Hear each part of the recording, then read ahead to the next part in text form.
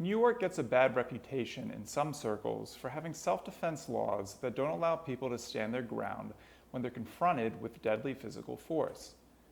Although New York does impose a duty to retreat in certain situations, other times a person can completely stand their ground when they're confronted with deadly physical force.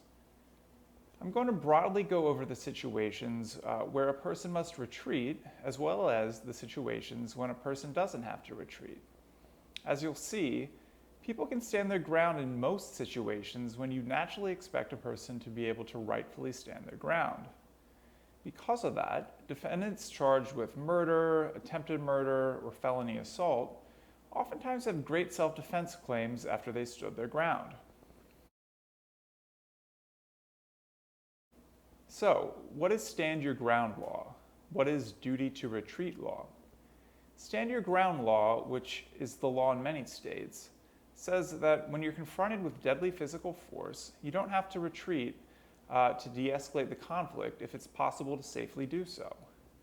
So, if you're walking down the street and someone walks by, pulls out a gun, and starts shooting at you, you don't have to run in any circumstance. If you're armed, you can pull out a gun and shoot back, so long as you think it's necessary to defend yourself from the deadly physical force of the other person. Duty to retreat laws, on the other hand, they say that if you know that with complete safety you can completely withdraw from a scenario like I just described, then you're obligated to do so, and you can't use deadly physical force. Although New York generally imposes a duty to retreat, in many situations, a person is not actually obligated to retreat, and they can legally stand their ground. Before I get into the exceptions to the duty to retreat, let me provide a bit more groundwork or foundation for the duty to retreat. First off, a person needs to have actual knowledge that they can retreat from a situation with complete personal safety. So, the question isn't whether the person could in fact have retreated with complete personal safety. The question is whether the person knew that they could safely retreat. So, in the first example that I provided, where somebody walks by you in broad daylight, pulls out a gun, and shoots at you, unless you actually know of a way to retreat with complete safety, you could pull out a weapon and use deadly force to protect yourself. Whether you actually knew of a way to retreat from any given situation with complete safety, that will be completely dependent on the unique circumstances of your case. In many situations you can think of, you wouldn't necessarily know of a way to escape the situation with complete safety. The sort of example that I can think of where you could retreat with complete safety would be if you were shot at in the subway and you were able to get into a train that was arriving in the station, its doors were closing, and the assailant was too far from the train to get on it before the doors closed.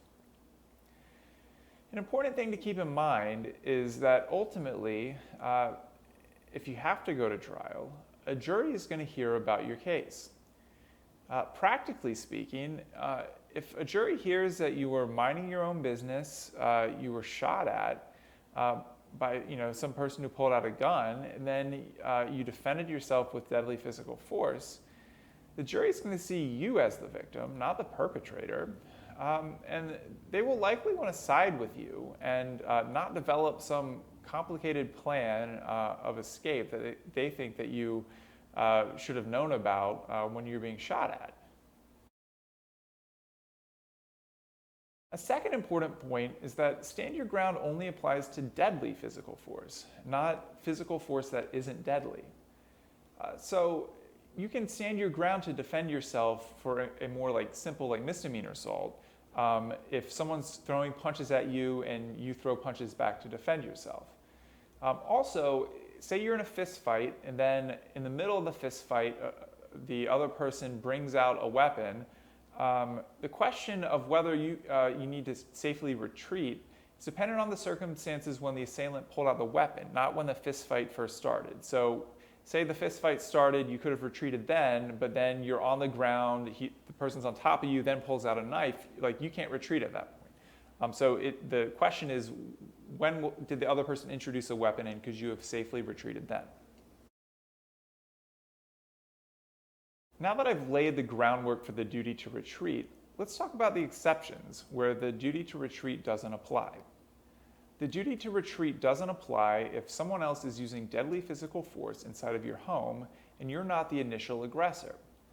You don't have to run into a different room or leave your home in that situation. You can stand your ground. The duty to retreat doesn't apply if you use deadly physical force against a person who's committing a burglary in your home or arson of any building. The duty to retreat also doesn't apply if you're using deadly physical force against a person who's committing or attempting to commit a kidnapping, a forcible rape, a forcible criminal sexual act, or a robbery. So, given all of these exceptions, as well as the fact that you only have a duty to retreat in New York if you actually know that you can retreat with complete safety, you can stand your ground in New York in a lot of situations.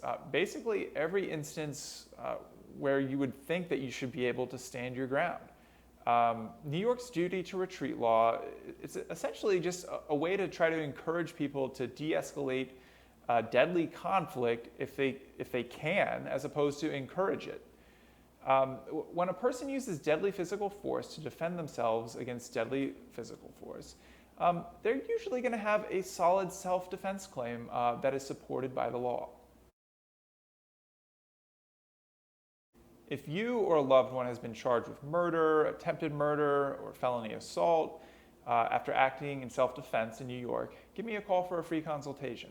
I can assess your case to determine the right legal strategy to get the best possible outcome.